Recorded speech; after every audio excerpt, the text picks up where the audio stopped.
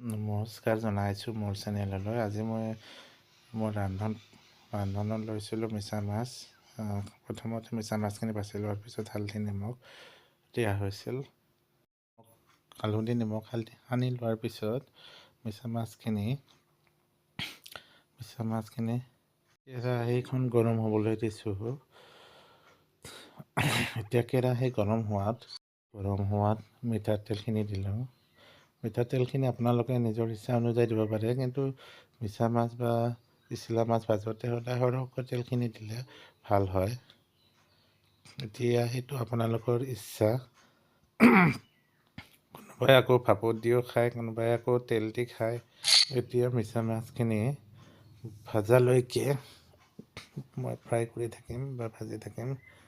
যেতিয়ালৈকে ভাজা হৈ যায় তেতিয়ালৈকে মই এইখিনি ধুনীয়াকৈ এখন প্লেটত ৰাখি থৈ দিম।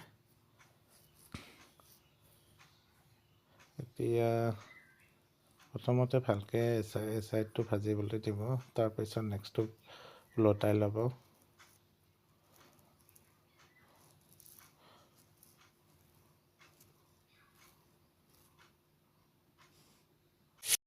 মই মিছা মাছটোৰ কাৰণে গ্ৰেভিটোৰ কাৰণে প্ৰথমে লৈছোঁ বাদাম, বিলাহী, লোকেল বিলাহীটো গোটেইখিনি মই গুচাই লৈছোঁ।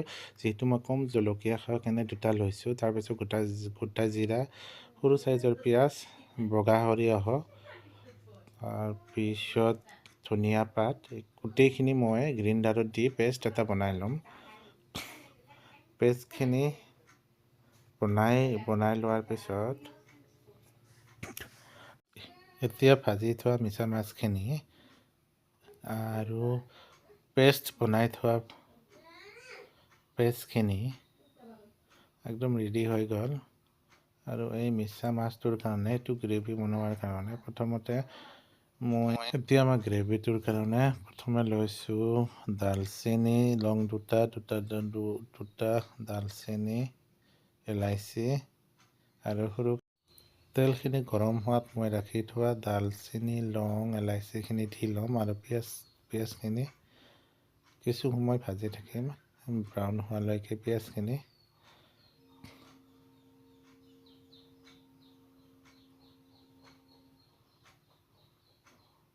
আচলতে মিছা মাছৰ নাৰিকলৰ ৰুকি ইউজ কৰে, কিন্তু মই নাৰিকলটো নাপালোঁ কাৰণে মই বাদাম লৈছোঁ। আৰু এতিয়া পিঁয়াজখিনি প্ৰায় হৈ গৈছে। এতিয়া মই বনাই থোৱা পেষ্টখিনি দি দিম।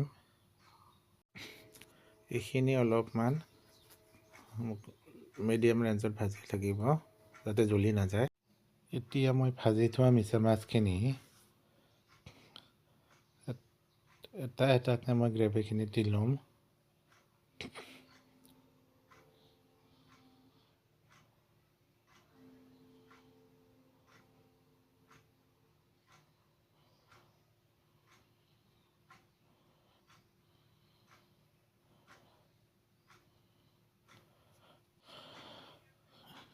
এতিয়া মোৰ মিছা মাছ ৰেডি খোৱাৰ কাৰণে, গতিকে চোৱাৰ কাৰণে thank you so' much. Take care.